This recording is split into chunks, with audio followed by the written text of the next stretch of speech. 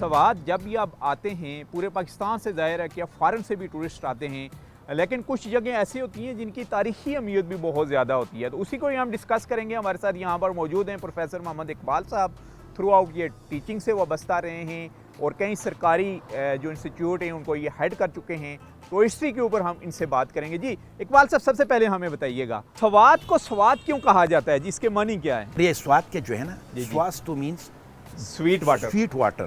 پورے پاکستان میں سفید اور سویٹ واٹر صرف اس سواستوں میں، یعنی دریائے سوات کے پانی کو کہیں گے ہاں، تو اس سواستوں سے پھر سویٹ واٹر سے پھر اس کا نام سوات رکھا گیا۔ اور سوات بیسیکلی لفظ سنسکرت کا ہے جی، تو یہ سوات پر تھا، اب سن پر لکھا جاتا ہے، پہلے سوات پر لکھا جاتا ہے۔ سوات ایک تاریخی جگہ ہے، اس کی بہت لمبی تاریخ ہے، گندھارا تہذیب سے لے کر آج تک اس پر مختلف مراحل گزرے ہیں۔ بابر اعظم سوات آئے تھے، منگلور سے اس نے شادی بھی کی تھی۔ اس میں ایک روایت یہ بھی ہے کہ بابر نے جس خاتون سے شادی کی اس کا نام ہے مبارکہ بی بی۔ مبارکہ بی بی منگلور سے۔ ظہیر الدین بابر کی بات، ظہیر الدین بابر کی بات کر رہا ہوں۔ اچھا، یہ ہمارے لیے ایک نیا ہے کیوں اور وہ کیوں آئے تھے اس کی بھی ایک ہسٹری ہے۔ اچھا، سوات کے ابتدائی گندھارا تہذیب میں یہاں پر بدھ مت والے رہتے تھے۔ بالکل ایسا ہی ہے، بدھسٹ کے اوپر میں نے پورا ایک پروگرام پیچھے کیا ہے۔ اچھا، منگلو لفظ جہاں بھی آتا ہے منگلو، تو اس کا مطلب یہ ہے کہ ہزار یہاں پر اسکالرز رہ چکے ہیں۔ سر منگلور، منگورا، تو یہاں پر ان کا کام تھا، کیا پڑھاتے تھے؟ ان کا سب امن کا وہ درس دیا کرتے تھے، منگولین، یہ بدھ مت۔ یوسف زی جب یہاں پر آئے تو الغ بیگ چونکہ بابر کا بھتیجا تھا، الغ بیگ بھی دیکھنا چاہتے کہ یوسف زی قوم کس حالت میں ہے، کیسے، کیوں ان کے ساتھ ہمارے تعلقات استوار نہ ہو جائیں۔ اس حوالے سے وہ آیا تھا۔ یوسف زی ان کا بھی ایک پوری بڑی ہسٹری ہے، کیونکہ آپ نے جو کویسچن پوچھے ہیں، جی، تو یہاں پر یہ سوات اتنا مقدس تھا جس طرح آج کل مسلمانوں کے لیے حرمین شریفین ہیں، بدھسٹ کے دور میں۔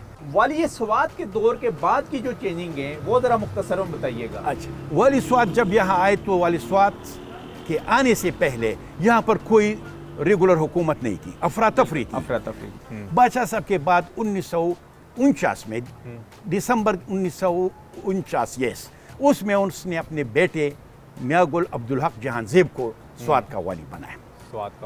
وہ بڑا دراندیش آدمی تھا، اس نے ایسے اصلاحات کیے کہ سوات کو پاکستان کے تعلیمی یا علمی لیول سے بھی آگے بڑھایا۔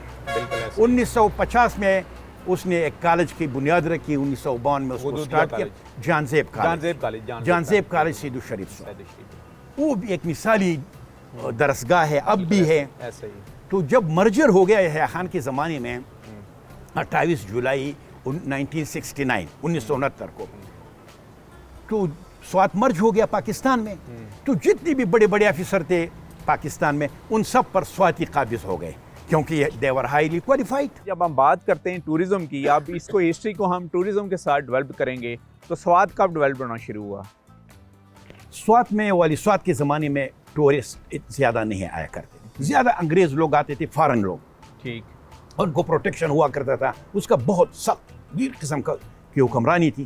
لیکن مرجر کے بعد پھر ٹرینڈ کم ہوتا گیا۔ اچھا، پھر یہاں پر یہ جو اسلامائزیشن ضیاء الحق کی دور سے خاص کر، تو لوگوں میں وہ رواداری، ایک دوسرے کے ساتھ میل ملاپ کا ایک خلیج پیدا ہوا، مذہبی خلیج جس کو کہیں۔ تو یہاں پر پھر لوگ ڈرتے تھے، خاص کر یہ جو ٹورسٹ ہیں اور لوگ علاقوں کے، وہ اپنے علاقوں میں یہ بتاتے تھے کہ یہاں پر جب خواتین جاتے تو ان کے سر منڈواتے ہیں، یہ کرتے ہیں، تو کافی ڈاؤن ہو گیا۔ پھر چند سال پہلے ٹورزم کو کافی، یعنی 88 میں محترمہ کے دور میں یا نواز شریف کے دور میں یہاں نئے پوائنٹ، مثلا کلام، معلم جبہ، ٹھیک ہے، مین جو ٹورسٹ پوائنٹ ہے جو لوگ دیکھنے زیادہ تر آتے ہیں، یہ کس کے دور میں ڈیولپ ہونا شروع ہوئے؟ یہ 2008 کے بعد سے شروع ہوئی ہے۔ یعنی آپریشن کے بعد، پہلے نہیں، کم تھے، لوگ آیا کرتے تھے، اس کا کوئی اتنا نام بھی نہیں تھا، وسائل بھی کم تھے، اب تو لائف سٹائل بھی اچھا ہے۔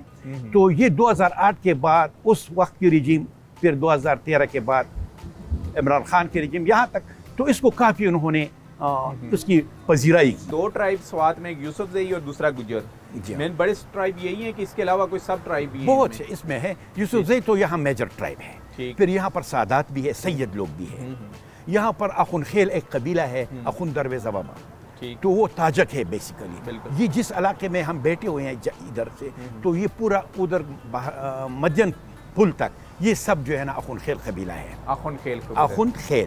تو اخن خیل یوسف زئی ٹرائب نہیں ہے۔ تھینک یو ویری مچ جی۔ یہ تھوڑی سی نظر تھی جی ہسٹری کے اوپر، جیسے کہ میں اپنے پروگرام آف سیریز میں ہم نے تقریباً 5000 پہلے کا جو اس وقت کی اودیانہ سٹیٹ تھی اس کے بارے میں آپ کو بتایا، بدھسٹ ڈائنیسٹی کے بارے میں بتایا، پھر مختلف واریئرز یہاں پر آتے رہے، اس کی صورتحال، آرکیالوجی کا جو اسٹرانگ رچ یہاں پر سائٹس ہیں اس کے بارے میں، پھر ہم پریزنٹ میں ہم آپ کو لے کے آئیں کہ والی سوات سے تھرو آؤٹ آج کا سوات کیسا ہے۔ آپ ہمارے ساتھ رہیں۔